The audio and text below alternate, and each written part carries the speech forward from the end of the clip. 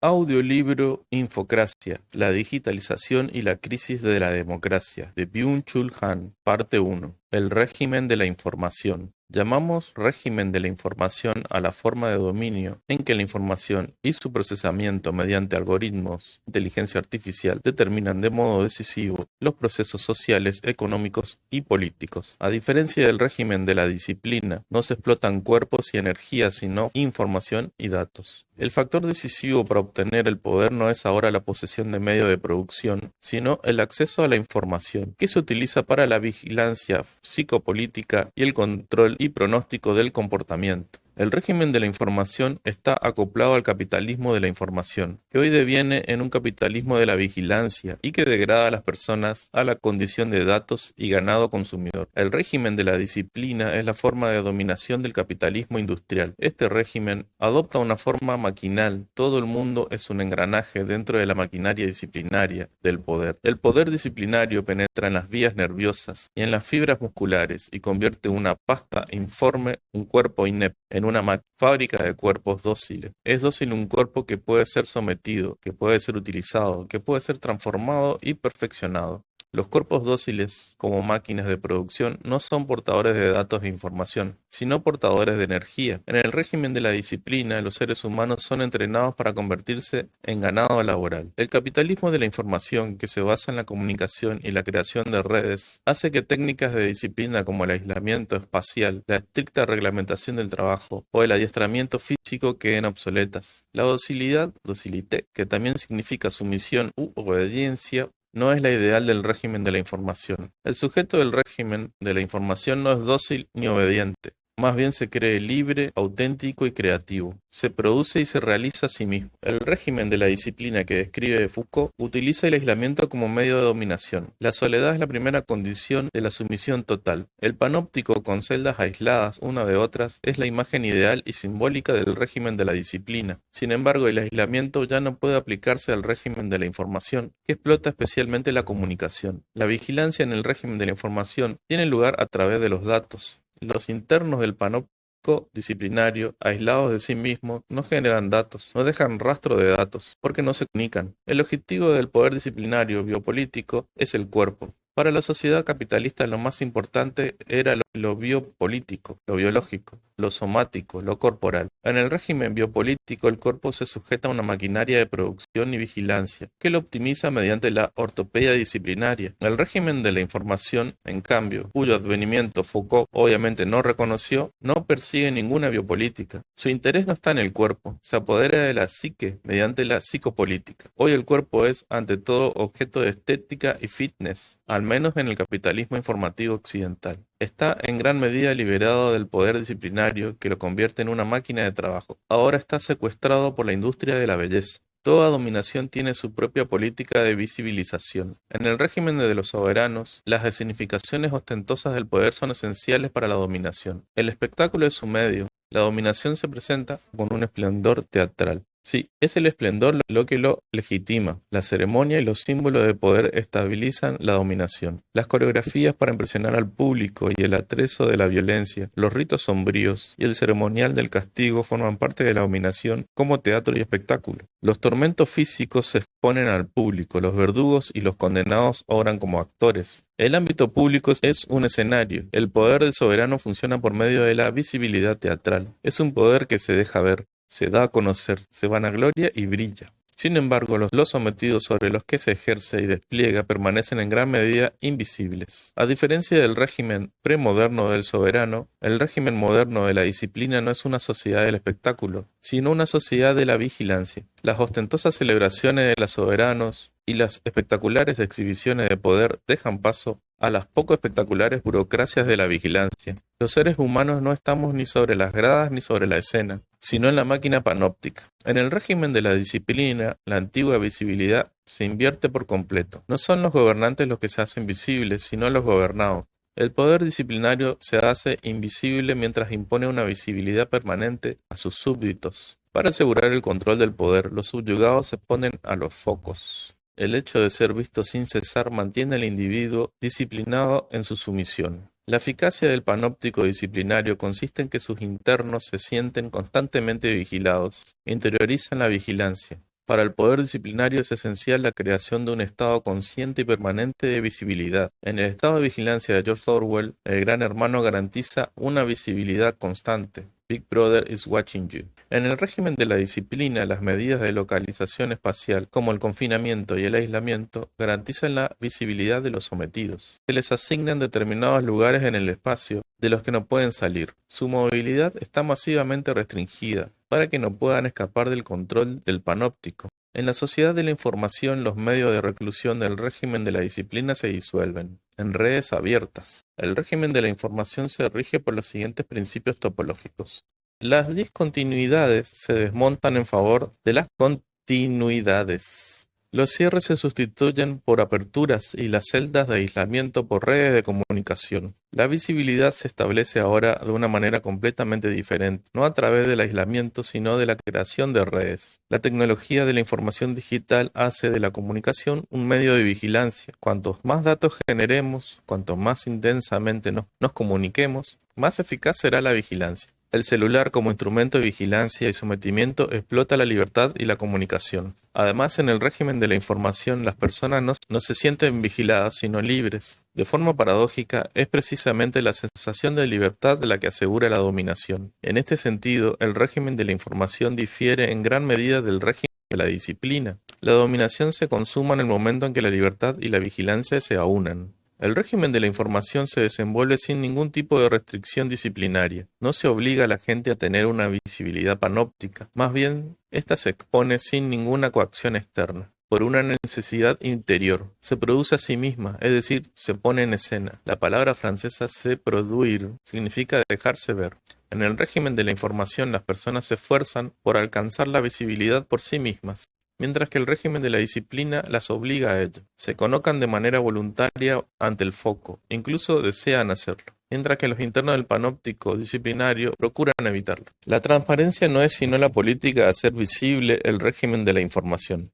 Referirse a la transparencia solo como la política de información abierta de una institución o persona es perder su alcance. La transparencia es el imperativo sistémico del régimen de la información. El imperativo de la transparencia reza así: todo debe presentarse como información. Transparencia e información son sinónimos. La sociedad de la información es la sociedad de la transparencia. El imperativo de la transparencia permite que la información circule con libertad. No son las personas las realmente libres, sino la información. La paradoja de la sociedad de la información es que las personas están atrapadas en la información. Ellas mismas se colocan los grilletes al comunicar y producir la información. La prisión digital es transparente. El flagship store de Apple en Nueva York es un cubo de cristal, es un templo de la transparencia. En términos de la política de visualización, es la antítesis arquitectónica de la Caba de la Meca. Cava significa literalmente cubo. Un denso manto negro lo oculta a la vista. Solo los sacerdotes tienen acceso al interior, lo arcano que deniega toda visibilidad. Es constitutivo del dominio teopolítico. El espacio más interior del templo griego que se sustrae a la visibilidad se llama aditon, literalmente lo inaccesible. Solo los sacerdotes tienen acceso al espacio sagrado. El dominio se basa aquí en lo arcano. El edificio transparente de Apple, en cambio, está abierto las 24 horas del día. En el sótano hay una tienda. Todo el mundo tiene acceso al edificio como cliente. La cava con su manto negro y el edificio de Apple ilustran dos fundamentos diferentes de la dominación: lo arcano y la transparencia. El cubo de cristal de Apple puede sugerir libertad y comunicación sin límites, pero en realidad materializa la dominación despiadada de la información. El régimen de la información hace que las personas sean completamente transparentes. La dominación en sí misma nunca es transparente.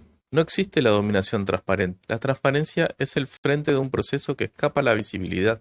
La transparencia en sí misma no es transparente, tiene una parte trasera. La sala de máquinas de la transparencia es oscura. Así es como nos entregamos al poder cada vez mayor de la caja negra algorítmica. En el régimen de la información, el dominio se oculta fusionándose por completo con la vida cotidiana. Se esconde detrás de lo agradable de los medios sociales, la comodidad de los motores de búsqueda, las voces arrulladoras de los asistentes de voz o la solícita servicial de las aplicaciones inteligentes. El smartphone está demostrando ser un eficaz informante que nos somete a una vigilancia constante. Los smartphones transforman todo el hogar en una prisión digital que registra de manera minuciosa nuestra vida cotidiana. El robot aspirador inteligente que nos ahorra la tediosa limpieza, cartografía toda la vivienda. La Smart Bed con sensores en red continúa la monitorización incluso durante el sueño. La vigilancia se introduce en la vida cotidiana en forma de conveniencia. En la prisión digital como zona de bienestar inteligente no hay resistencia al régimen imperante. El me gusta excluye toda revolución. El capitalismo de la información se apropia de técnicas de poder neoliberales. A diferencia de las técnicas de poder del régimen de la disciplina, no funciona con coerciones y prohibiciones, sino con incentivos positivos. Explotan la libertad en lugar de suprimirla. Controlan nuestra voluntad en el plano inconsciente, en lugar de quebrantarla violentamente. El poder disciplinario represivo deja paso a un poder inteligente que no da órdenes, sino que susurra, que no manda, sino que da con el codo. Es decir, da un toque con medios sutiles para controlar el comportamiento. La vigilancia y el castigo que caracteriza el régimen de la disciplina, según Foucault, dejan paso a la motivación y a la optimización. En el régimen neoliberal de la información, la dominación se presenta como libertad, comunicación y community.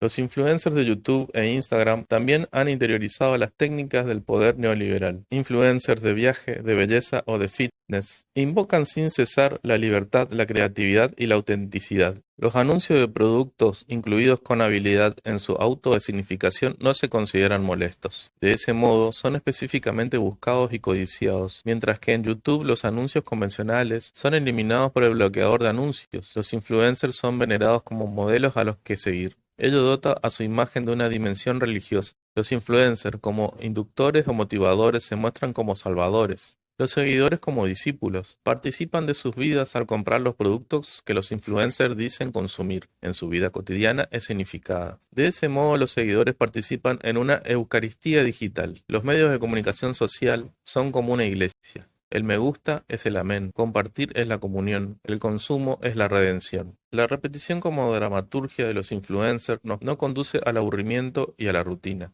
Más bien le da al conjunto el carácter de una liturgia. Al mismo tiempo, los influencers hacen que los productos de consumo parezcan utensilios de autorrealización. De esa manera, nos consumimos hasta la muerte, mientras nos realizamos hasta la muerte. El consumo y la identidad se aunan. La propia identidad deviene en una mercancía.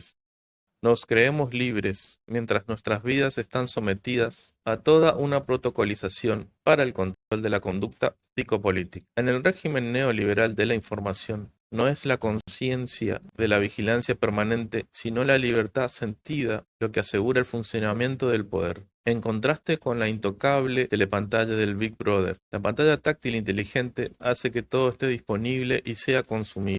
De ese modo se crea la ilusión de la libertad de la yema de los dedos. En el régimen de la información, ser libre no significa actuar, sino hacer clic, dar me gusta y postear. Así apenas encuentra resistencia. No debe temer a ninguna revolución. Los dedos no son capaces de actuar en sentido enfático, como las manos. No son más que un órgano de la elección consumista. El consumo y la revolución son mutuamente excluyentes. Una de las principales características del totalitarismo clásico, como religión política laica, es la ideología, que constituye una reivindicación de una explicación total del mundo. La ideología como narración promete la explicación total de todo el acontecer histórico, la explicación total del pasado, el conocimiento total del presente y la fiable predicción del futuro. La ideología como explicación total del mundo elimina toda experiencia de la contingencia, toda incertidumbre. Con su dataísmo, el régimen de la información revela rasgos totalitarios, pero el conocimiento total dataísta no se consigue con el relato ideológico, sino con la operación algorítmica.